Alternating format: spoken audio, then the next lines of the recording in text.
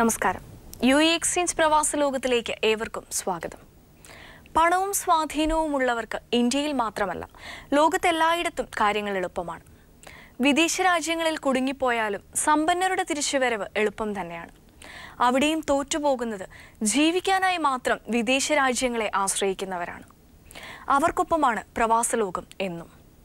ഈ വാഗ്ദാനത്തോടു കൂടിയാണ് പ്രവാസ ലോകത്തിന്റെ ഇന്നത്തെ അധ്യായം ഇവിടെ ആരംഭിക്കുന്നത്. എല്ലാ പ്രിയപ്പെട്ട പ്രേക്ഷകർക്കും ഒരിക്കൽ കൂടി സ്വാഗതം പ്രവാസ ലോകത്തിലേക്ക്. 1998 തിരുവനന്തപുരം ഇടവ സ്വദേശി ഷാനി ജോലിക്കായി UAE പോകുന്നത്. ആദ്യത്തെ 1-2 മാസം വരെ കത്തും പണവും ഒക്കെ കൃത്യമായി അയച്ചിരുന്നു. എന്നാൽ പിന്നീട് ഇത്ര വർഷക്കാലമായിട്ടും ഷാനി വീടുമായി ഒരു രീതിയിലും ബന്ധപ്പെട്ടിട്ടില്ല. അച്ഛൻ്റെ മരണത്തിന് ശേഷം വീടിൻ്റെ ഉത്തരവാദിത്വങ്ങളൊക്കെ സ്വയം ഏറ്റെടുത്ത് നടത്തിയിരുന്ന മകന് എന്താണ് സംഭവിച്ചതെന്ന് ഇപ്പോഴും ഈ അമ്മയ്ക്ക് മനസ്സിലായിട്ടില്ല. വാർദ്ധക്യത്തിൽ തൻ്റെ സംരക്ഷകനാകേണ്ട മകൻ തന്നെ ഉപേക്ഷിച്ച് പോയതിൻ്റെ വേദനയിൽ മനം നൊന്ത് കഴിയുകയാണ് ഈ അമ്മയും കുടുംബവും. ഷാനിയുടെ സഹോദരിയും ഇന്ന് പ്രവാസ ലോകത്തിലെത്തിയിട്ടുണ്ട്.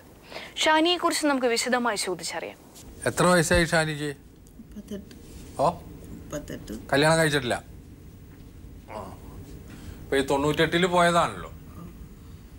2 വർഷമൊക്കെ കാശുണ്ടായിരുന്നു. 2 മാസം വരെ കത്തയക്കുകയും പൈസ അയക്കുകയും ചെയ്തു. ഒരു 16 കൊല്ലമായിട്ട് യാതൊരു വിവരമില്ല അല്ലേ? അപ്പൊ എന്തായിരുന്നു മൂപ്പര് അവിടെ പണി? കമ്പനിയിലായിരുന്നു. പഠിച്ചിട്ടുണ്ടോ? എത്ര വരെ? 10 വരെ. ആരാ കൊണ്ടുപോയത്? എന്റെ ഭർത്താവിന്റെ കുഞ്ഞമ്മയുടെ മോൻ. ഭർത്താവ് ഇല്ല? 22 വർഷമായി മരിച്ചിട്ട്. ഇയാള് പോണതിന് മുമ്പ് തന്നെ മരിച്ചിരിക്കണം. ഇയാളാണ് കുടുംബം നോക്കേണ്ട ആള് അല്ലേ? എത്ര മക്കളാ? 2. മാളാണ്.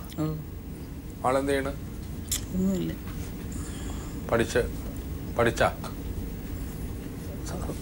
വരെ പഠിച്ചു. കല്യാണം കഴിച്ച? അപ്പൊ നിങ്ങളാണ് അമ്മയുടെ കൂടെ ഉള്ളത്. ഇയാളെ കുറിച്ച് യാതൊരു വിവരവും ഇല്ല. അപ്പോ അവിടെ UAE നിരവധി ആളുകളില്ലേ നിങ്ങളുടെ നാട്ടുകാർ? ആദ്യമൊക്കെ എല്ലാവരും കണ്ടെന്ന് പറയുമായിരുന്നു.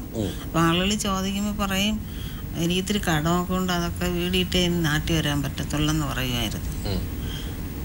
ആ 1 വർഷം വരെയൊക്കെ അങ്ങനെ പറയും. പിന്നീടായപ്പോൾ ആളുകളാരും കാണുന്നില്ല. അപ്പോൾ എൻ്റെ കൂടെ പറഞ്ഞ് ഇനി ഇത് കടമുള്ളത് കൊണ്ട് ഞാൻ ഇപ്പോഴും ഇനി ഒത്ത് പൈസ അയച്ചു തരാമെന്ന് പറഞ്ഞു. പെരയിടാൻ ലോൺ വെച്ചാണ് അവൻ അയച്ചത്. എത്ര കാലമായി ഇതൊക്കെ നടന്നിട്ട്? വിളി ലാസ്റ്റ് വിളിച്ചപ്പോഴാ? 16 വർഷം കൊണ്ട് യാതൊരു വിളിയില്ല, ഒന്നുമില്ല. 3 മാസം വിളിക്കുമായിരുന്നു. പോയി 3 മാസം കഴിഞ്ഞപ്പോൾ ഒരു പ്രാവശ്യം എന്നെ വിളിച്ചു, പിന്നെ വിളിച്ചിട്ടില്ല. 1994 മുംബൈയിലേക്ക് പോയ സോണി എന്ന ബിനുമോനെ തേടിയാണ് അമ്മ ഇന്ന് പ്രവാസ ലോകത്തിലെത്തിയിരിക്കുന്നത്. സോണിയുടെ അച്ഛൻ അത്യാസന്ന നിലയിൽ മിലിറ്ററി ഹോസ്പിറ്റലിൽ അഡ്മിറ്റാണ്. 2008 സോണിയുടെ സഹോദരൻ മരണപ്പെട്ടു. എന്നാൽ ഈ വിവരങ്ങളൊന്നും മകനെ അറിയിക്കാൻ സാധിക്കാതെ വിഷമിക്കുകയാണ് ഈ അമ്മ. സോണിക്ക് എന്ത് സംഭവിച്ചു എന്നറിയാനാണ് അമ്മ ഇന്ന് പ്രവാസ ലോകത്തിലെത്തിയിരിക്കുന്നത്. സോണിയെക്കുറിച്ച് നമുക്ക് ഈ അമ്മയോട് തന്നെ ചോദിച്ചറിയാം. സോണിക്ക് എത്ര വയസ്സായി? 18ാമത്തെ വയസ്സിലാണ് 94 പോകുന്നത്. അപ്പോൾ ഹസ്ബൻഡ് ഗൾഫിലായിരുന്നു. ഏതിന് വിസ കിട്ടാഞ്ഞതുകൊണ്ട് അയച്ചു കൊടുത്തില്ല. അപ്പോൾ എന്നെ ഡാഡി കൊണ്ടുപോകുന്നില്ലെന്നും പറഞ്ഞുകൊണ്ട് മമ്മി അത് പറയത്തില്ല എഴുത്തെഴുതുമെന്നും പറഞ്ഞുകൊണ്ട് എന്നോട് വഴക്കുണ്ടാക്കുമായിരുന്നു. അപ്പോൾ ഞാൻ ഡാഡി ലെറ്റർ എഴുതുമ്പോൾ ഫോൺ വിളിക്കുമ്പോഴെല്ലാം പറയുമായിരുന്നു. അപ്പോൾ അങ്ങനെയായി 96 ഹസ്ബൻഡ് പെട്ടെന്ന് ഫ്രീ വിസായി നിന്നായിരുന്നു. ബിസിനസ് ചെയ്യുമായിരുന്നു, ഹോട്ടലായിരുന്നു അവിടെ നടത്തിക്കൊണ്ടിരുന്നത്. അങ്ങനെ അവിടെ വന്നവർ ചെക്ക് ചെയ്തപ്പോൾ ഹോട്ടലിന് ഇത് കിട്ടിയിട്ടില്ലായിരുന്നു, ലൈസൻസ് കിട്ടിയില്ല. അപ്പോൾ അവരവിടുന്ന് കയറ്റി കഴിഞ്ഞ് വിട്ടു. അങ്ങനെ പെട്ടെന്ന് ഇനി പോകുന്നു കഴിഞ്ഞപ്പോൾ മോനെ വിളിച്ചിട്ട് പറഞ്ഞു ഡാഡി ഇനി പോകുന്നു പെട്ടെന്ന്. അതുകൊണ്ട് വലിയ ബുദ്ധിമുട്ടായി. എൻ്റെ ഇളയൊരു സിസ്റ്ററുണ്ട്, അപ്പോൾ അവളുടെ ഡിഗ്രിക്ക് പഠിക്കുക. നമ്മളിവിടെ വാടകയ്ക്കും താമസിക്കുക. അപ്പോൾ ഇങ്ങനെ വിഷമിച്ചിരുന്നപ്പോൾ അവനെ വിളിച്ചതെല്ലാം പറയുന്നുണ്ട്. അപ്പം 6 മാസം കഴിഞ്ഞപ്പോൾ ഹസ്ബൻഡ് മോനെ കാണാനായിട്ട് ബോംബെയിൽ പോയി. അവന് പറഞ്ഞ സാധനങ്ങളെല്ലാം കൊണ്ടുവന്നു. അത് കൊണ്ടാണ് പോയത്. കൊണ്ടുവന്ന് അവന് കൊണ്ട് കൊടുത്തു. വീണ്ടും ഹസ്ബൻഡ് പോകാനായിട്ട് അവിടെ തന്നെ അവൻ്റെ കൂടെ ഒരു 6 മാസം നിന്ന് അവരപ്പോൾ ലോഡ്ജിലങ്ങാണ്ടാണ് താമസിക്കുന്നത്. അവനപ്പോൾ അവിടെ ട്രാവൽസ് ജോലി ചെയ്യുന്നുണ്ട്. അപ്പം അങ്ങനെ ഡാഡി കൊടുത്ത പൈസയും പാസ്പോർട്ടും ഒക്കെ നഷ്ടപ്പെട്ടു പോയി. ഹസ്ബൻഡിന് 2ാമത് പോകാൻ പോയത്. അങ്ങനെ ഹസ്ബൻഡ് തിരിച്ച് 2000 തിരിച്ച് വീട്ടിൽ വന്നു. വീട്ടിൽ വന്നപ്പോൾ പറഞ്ഞു നീ ഡാഡിയുടെ കൂടെ വാന്ന് പറഞ്ഞു. അല്ല ഞാൻ മമ്മിയുടെ പൈസയൊക്കെ ഒത്തിരി നഷ്ടപ്പെടുത്തിയിട്ടുണ്ട്, അതുകൊണ്ട് ഇപ്പോൾ വരുന്നില്ല, ഡാഡി പൊയ്ക്കോളാൻ പറഞ്ഞു. അങ്ങനെ ഹസ്ബൻഡ് ഇനി വന്നു. അത് കഴിഞ്ഞ് 2001 മോടെ മാരേജായി. അങ്ങനെ മോടെ മാരേജ് ആയപ്പോൾ ഇവനെ അവിടെ അതിനു മുമ്പേ അവൻ വിളിച്ചുകൊണ്ടിരിക്കുന്നുണ്ട്. അപ്പോൾ ഈ ഹസ്ബൻഡിന് സെല്ലുലൈറ്റിസായി കാലെ. അപ്പം മെഡിക്കൽ കോളേജിൽ അഡ്മിറ്റ് ആക്കാൻ ഈ രണ്ടാമത്തെ മോനെ ICICI ബാങ്കിൽ ജോലി ചെയ്യുമായിരുന്നു.